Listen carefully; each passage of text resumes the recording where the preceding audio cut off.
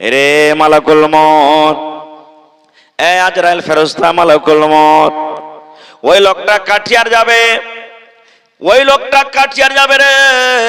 লোকটা কাঠিয়ার যাওয়ার আগে আগে, লোকটা কাঠিয়ার ঢোকার আগে আগে, এখন লোকটা গোলাসি চকে আছে, গোলাসি চক পার করছি।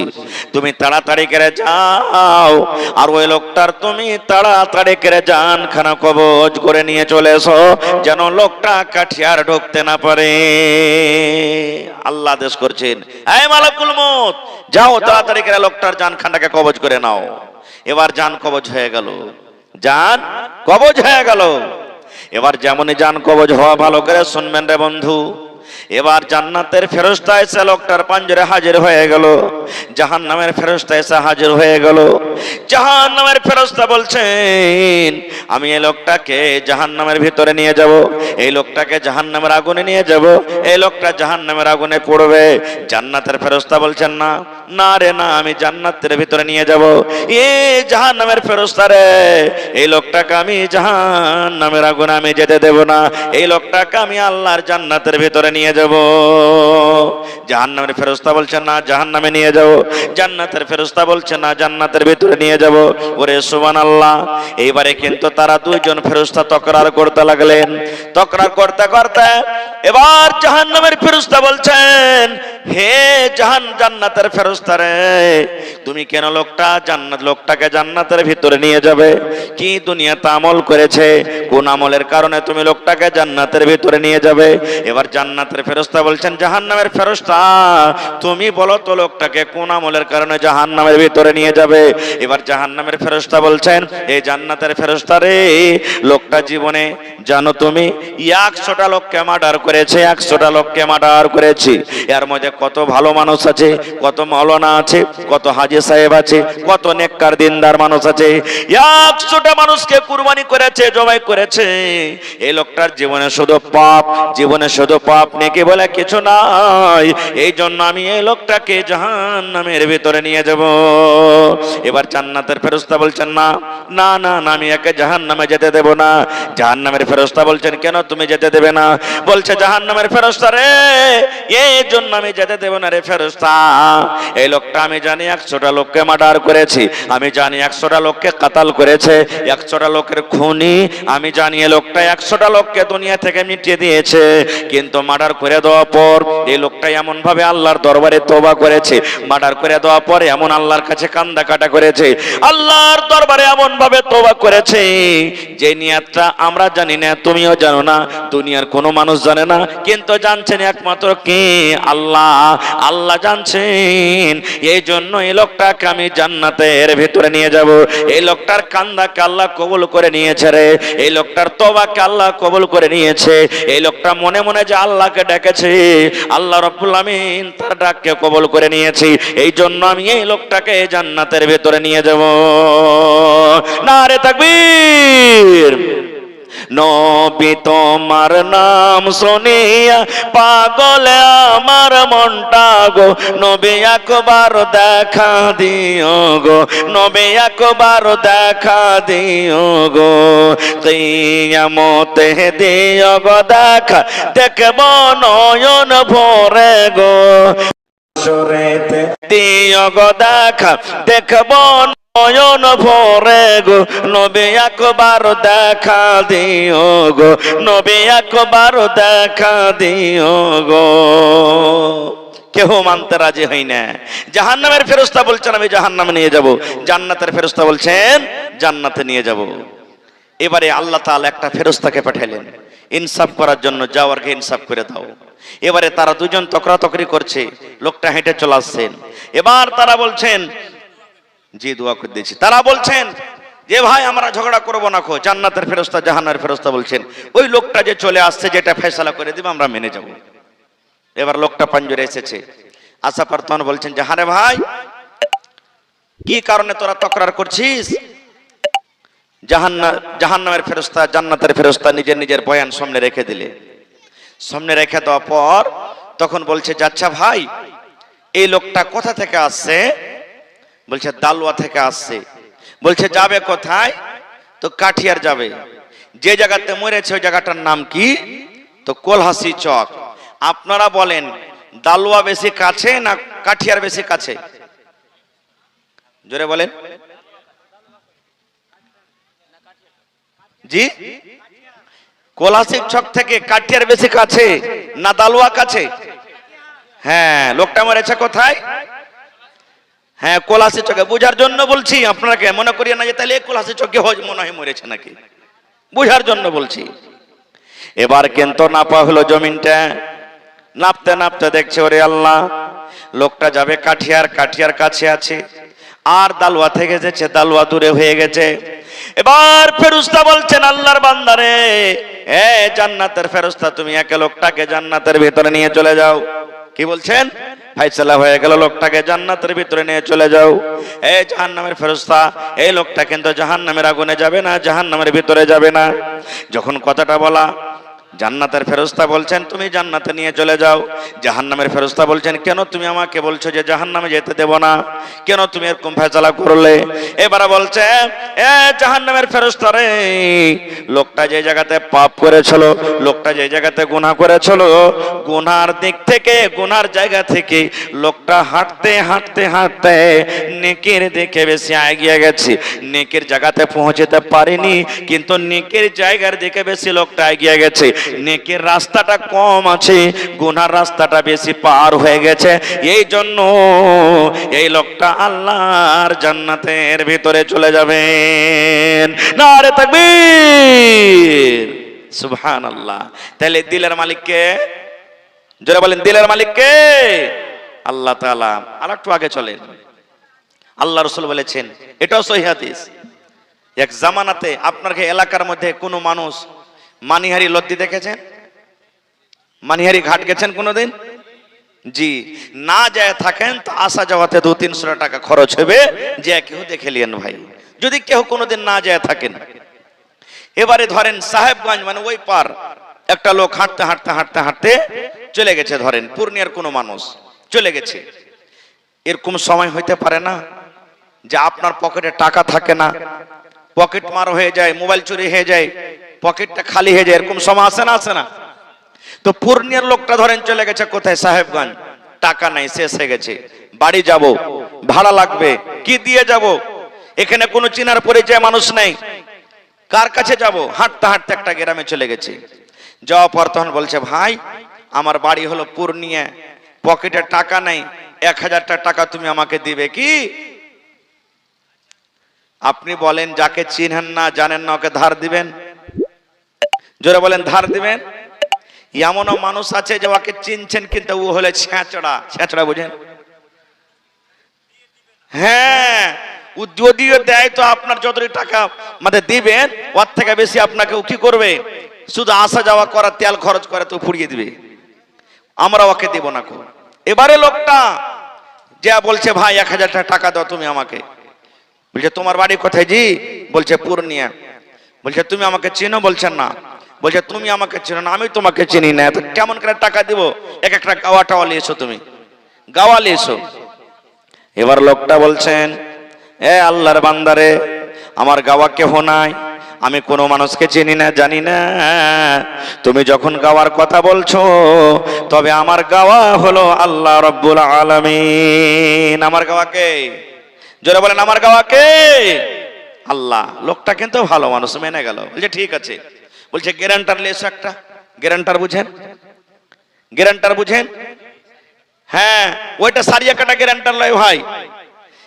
হ্যাঁ, এটা গ্যারান্টার। খাতা খুলতে যাবেন, নতুন খাতা ব্যাংকে, তো বলবে পুরাতন খাতাওয়ালাকে একটা নিয়ে আই। নেই, বিচারে বসে গেলেন, 1 লাখ টাকা জরিমানা হয়ে গেল। মনে করেন এই দিতে না পারলে গ্যারান্টার হয়ে যায়, আমি দিব। একে কি বলি আমরা? জামানতদার। গ্যারান্টার একই না বলি আমরা? তো বলছে, তুমি জামানতদার লিয়েছো, গ্যারান্টার তুমি দিতে না পারো তো তাহলে ওর কাছ থেকে নিব। কইছে, ভাই রে, আমি কাকে নিয়ে আসবো? কাকে তো আমি চিনি না রে ভাই, কাকে আমি খুঁজে নিয়ে আসবো? আমার জামানতদার হয়ে গেলেন কে? আমার আল্লাহ রাব্বুল আলামিন। তা আল্লাহ হলেন গ্যারান্টার, আল্লাহ হলেন জামানতদার, আল্লাহ সবকিছু। টাকা দিয়ে দিলে কবে দিবে? জি ভাই, তো বলছে আজকে শনিবার হইলো, আমি তোমাকে সামনে মঙ্গলবারের দিন তুমি ঘাট চলে আসিও, সাহেবগঞ্জ ঘাট, আমি ওমন থেকে এলসিডিতে যাব, আর যাওয়ার পর তোমাকে আমি টাকাটা দিয়ে দেবো। বলছে ঠিক আছে ভাই, তুমি ওয়াদা খেলাপি করিও না, কারণ তুমি গাওয়া কাকে করেছো? কাকে করেছো? আল্লাহকে। জামানতদার কাকে করেছো? আল্লাহকে। এই জন্য তুমি ঠিক টাইমে টাকাটা দিয়ে দিও। 1000 টাকা দিয়ে দিলে, টাকাটা নিয়ে চলে এলো বাড়ি। মঙ্গলবারে দেওয়ার কথা, তাড়াঘুড়া করে 1000 টাকা জমা টমা করে এবার দৌড়াইতে দৌড়াইতে দৌড়াইতে দৌড়াইতে ঘাট যাবে, লায়ে চড়বে, এলসেটিতে চড়তে যাবে, একটুখানি দূরে আছে, ঘাট থেকে লা ছুটে গেল।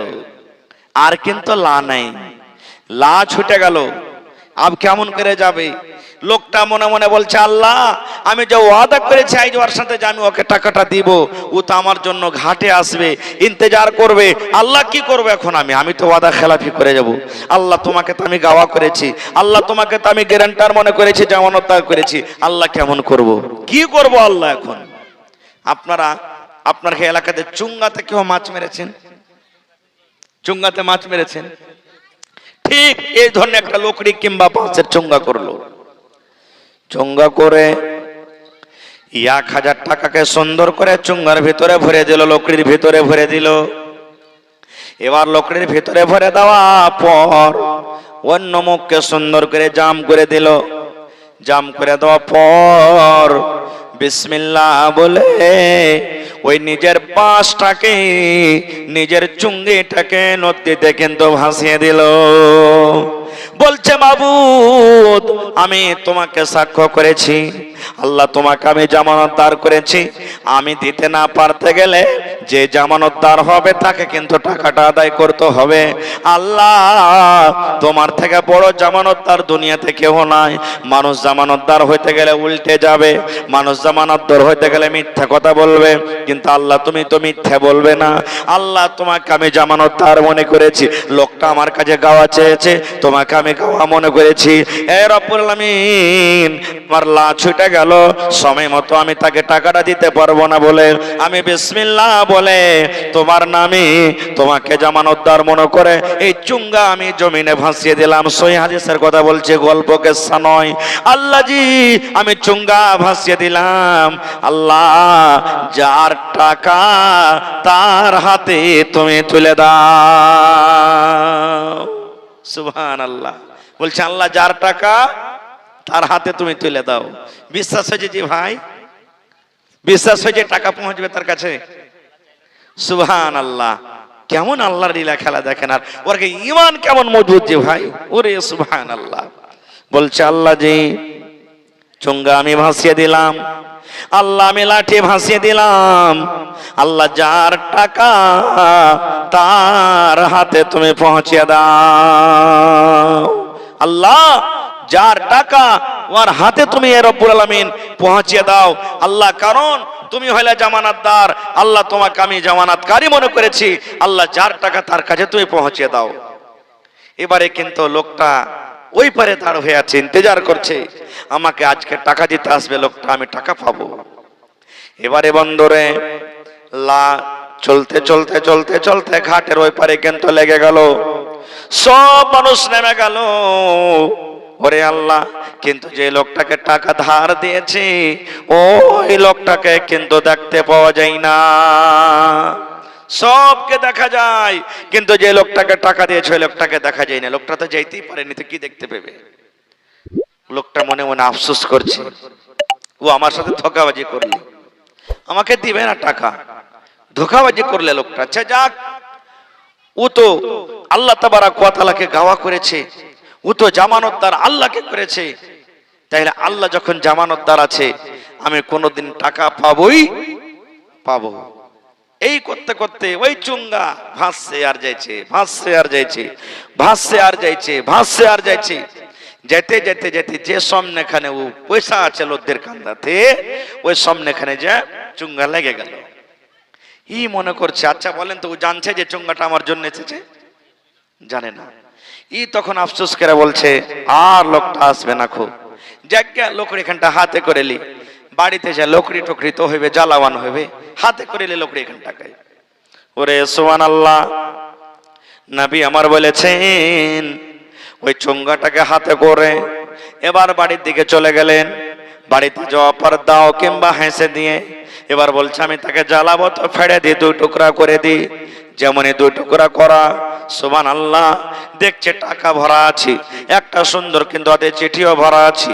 এবার চিঠিতে দেখছি বলছে ভাই রে, আমি তোমার কাছ থেকে 1000 টাকা আমি ধার নিয়ে গেছিলাম, আজকে দেওয়ার কথা ছিল, কিন্তু ভাই রে এই এরকম ব্যাপার, আমি যেমনই ঘাটে পৌঁছেছি আমার ছুটে গেল, আমি আসতে পারলাম না, তাই আমি ওয়াদা খেলাপি না হয়ে যায় আমি আল্লাহ রাব্বুল আমিনকে আমি জামানত দাঁড় করেছি, আমি আল্লাহ রাব্বুল আমিনকে সাক্ষ্য করেছি, আজকে তোমার টাকা আমি এই চুঙ্গার ভেতরে আমি ছেড়ে দিলাম, আল্লাহ রাব্বুল আমিন তোমার টাকা তোমার হাতে আল্লাহ তুলে দেবেন।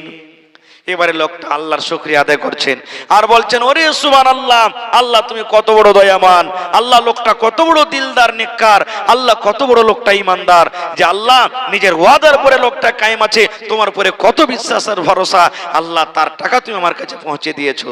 এবার লোকটা হয়তো তার পরের দিন আবার টাকা নিয়ে তার কাছে হাজির হয়ে গেছেন, আর হাজির হওয়ার পর বলছেন ভাই 1000 টাকা তোমার কাছ থেকে আমি নিয়ে গেছিলাম ধার হিসাবে, কালকে কোনো কারণে আসতে পারেনি, এই টাকাটা তুমি নিয়ে নাও।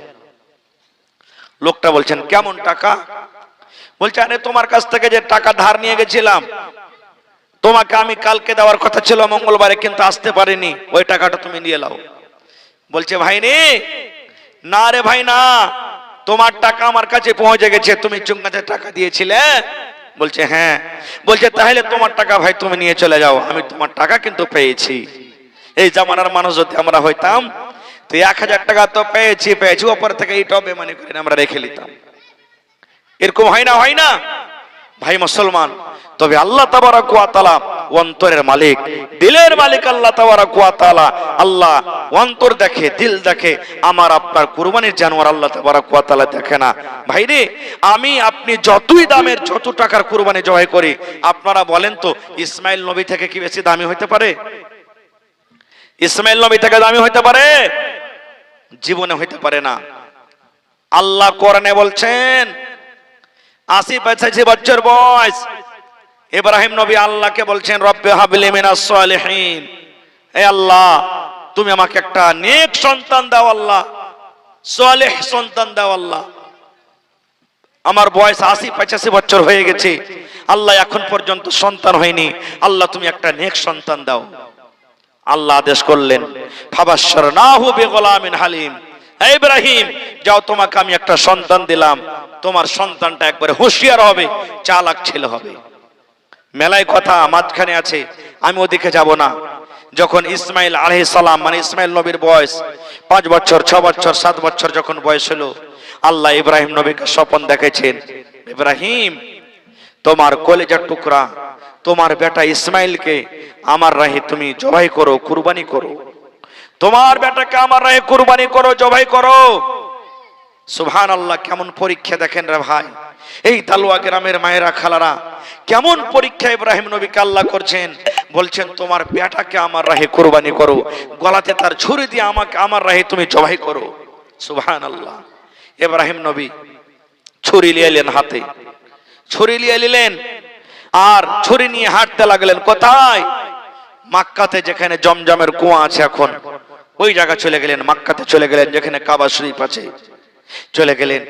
চলে যাওয়ার পর ইব্রাহিম নবী বেটাকে ডাকছেন আলাদা ভাবে, গোপনীয় ভাবে ডাকছেন, আর ডাকা পর বলছেন কি জানেন?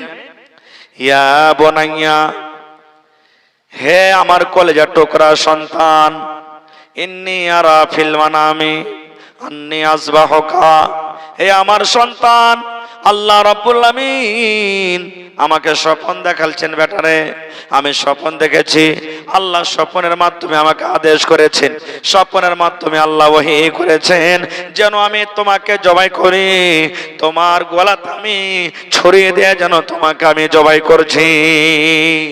এই বেটা ইসমাইল, আমি তোমার গলাতে ছুরি দিয়ে যেন তোমাকে জবাই করছি। ফানজুর মাজা তারা, বেটা তোমার মত কি, তোমার রায় কি? বেটা তুমি আল্লাহর রাহে কি কুরবানি হবে?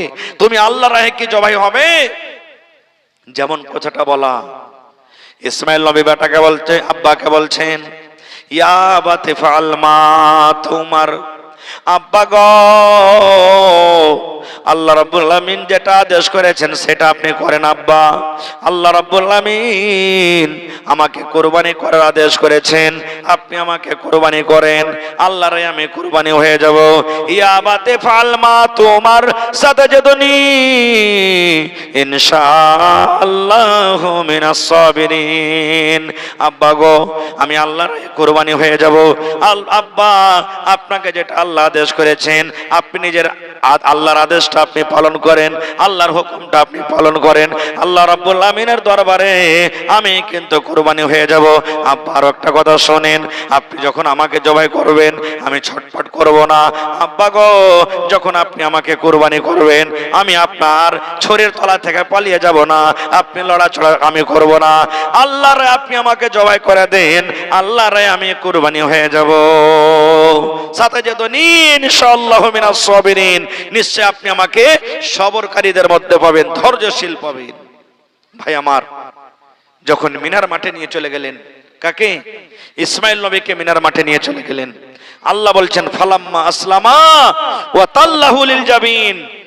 ইসমাইল নবীকে জবাই করার জন্য যখন মিনার মাঠে নিয়ে চলে গেলেন, বাপ রাজি হয়ে গেলেন ইব্রাহিম নবী বেটাকে জবাই করব, আর বেটা ইসমাইল রাজি হয়ে গেলেন যে আমি আব্বার হাতে কুরবানি হয়ে যাব আল্লাহর রাহে।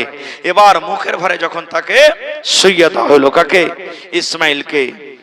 এখন মনে হয় কুরবানি করে দিবেন, ছাড়বেন না। আল্লাহ তাআলা ওই টাইমে ওই সময়তে জিবরিল ফেরেশতাকে বলছেন, জিবরিল, আমার নবী পাগল হয়ে গেছে রে, যতক্ষণ পর্যন্ত বেটাকে কুরবানি না করবে ততক্ষণ পর্যন্ত ছাড়বে না। যাও জান্নাত থেকে দুম্বা নিয়ে যাও, আর দুম্বা নিয়ে তার ছড়ির তলাতে রাখবে, আর ইসমাইলকে তার ছড়ির তলা থেকে তুমি হটিয়ে নিবে। ভাই আমার, তখন থেকে এই যে কুরবানির সিলসিলা শুরু হয়ে গেল। তার আগেও কুরবানি ছিল, কিন্তু তখন থেকে যে কুরবানি হলো, আল্লাহ আদেশ করলেন বেটাকে আর কুরবানি করতে হবে না, প্রত্যেক বছরে বছরে তোমাদেরকে একটা করে জানোয়ার কুরবানি করতে হবে।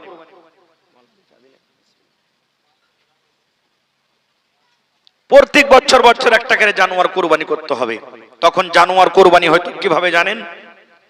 কুরবানি করে জমিনে ছেড়ে দিলেন, কুরবানি করে জানোয়ার পড়ে আছে, আল্লাহর পক্ষ থেকে আগুন আসতো, সে আগুন এসে যার হালাল টাকার কুরবানি, যার আল্লাহর দরবারে কুরবানি কবুল হইতো, আগুন আসতো আকাশ থেকে, আর আইসার করে আগুনে ওই কুরবানিটাকে খেয়ে নিত, জ্বালিয়ে দিত।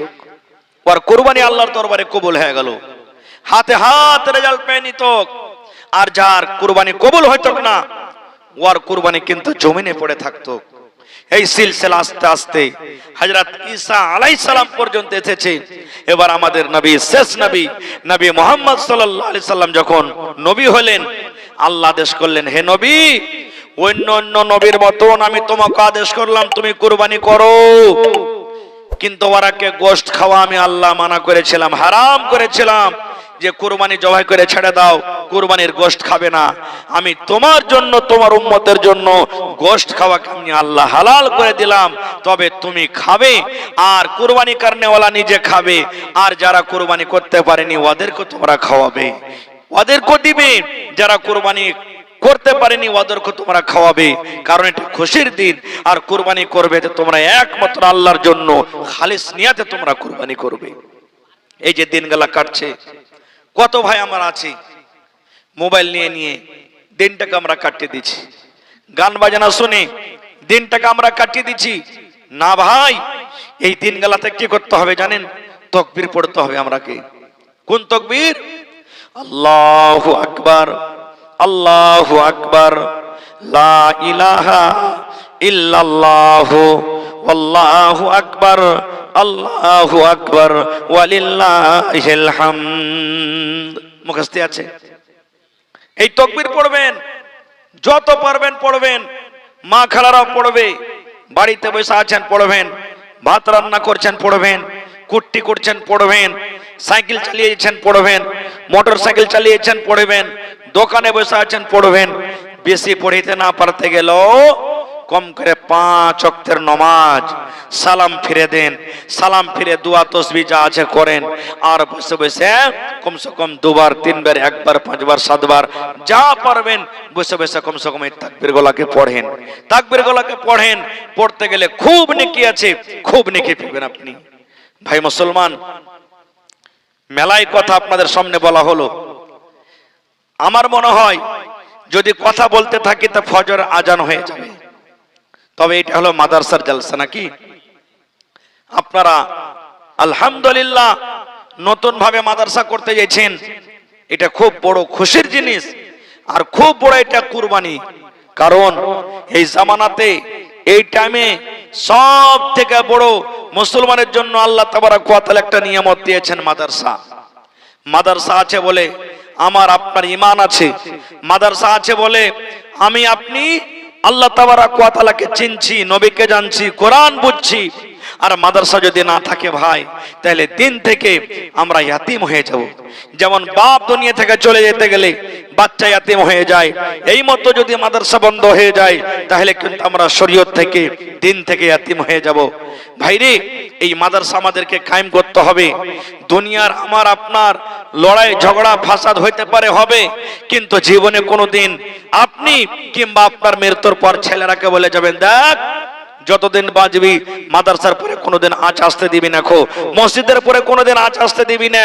তবে ভাই দেখি আজকে কোন আল্লাহর বান্দা আছেন মাশাআল্লাহ এই মাদ্রাসার জন্য 1000 ইট কেহ দান করতে পারবেন, 1 কুইন্টাল রড কেহ দান করতে পারবেন, 100 সেফটি বালু কেহ দান করতে পারবেন, 100 সেফটি গিট্টি কেহ দান করতে পারবেন, এবং 30 পারা কোরআন, 30 পারা কোরআন।